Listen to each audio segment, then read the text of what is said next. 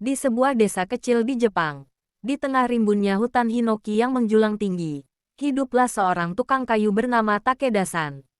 Ia bukanlah tukang kayu biasa, melainkan seorang miyadaiku, seorang ahli dalam seni konstruksi bangunan kayu tanpa paku, yang diwariskan turun-temurun selama berabad-abad.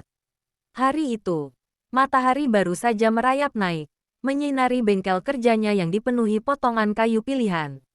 Dengan teliti, Takeda-san memeriksa setiap serat kayu hinoki yang telah dikeringkan bertahun-tahun. Kayu ini bukan sekadar bahan bangunan. Baginya, setiap batang kayu memiliki jiwa yang harus dihormati dan dipahami sebelum dijadikan bagian dari sebuah kuil atau istana megah. Sebuah bangunan yang baik bukan hanya soal kekuatan, tetapi juga soal jiwa yang tersimpan di dalamnya.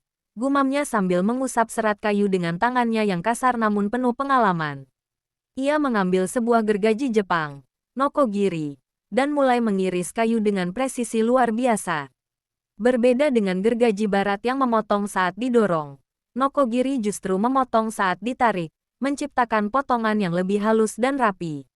Setiap tarikan gergaji terasa seperti meditasi, penuh ketenangan dan kehati-hatian. Di sudut lain bengkel, muridnya, Haruto, memperhatikan dengan kagum. "Sensei, bagaimana mungkin bangunan yang kita buat bisa bertahan ratusan tahun tanpa satu pun paku?"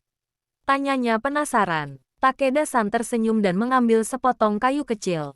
Ia mulai mengukirnya dengan nomi, pahat tradisional Jepang, membentuk sebuah sambungan kigumi, teknik penyambungan kayu khas Jepang yang tidak memerlukan paku atau lem. Ia menyusun dua potongan kayu, lalu dengan sekali hentakan kecil menggunakan kana, serut kayu, keduanya menyatu dengan sempurna.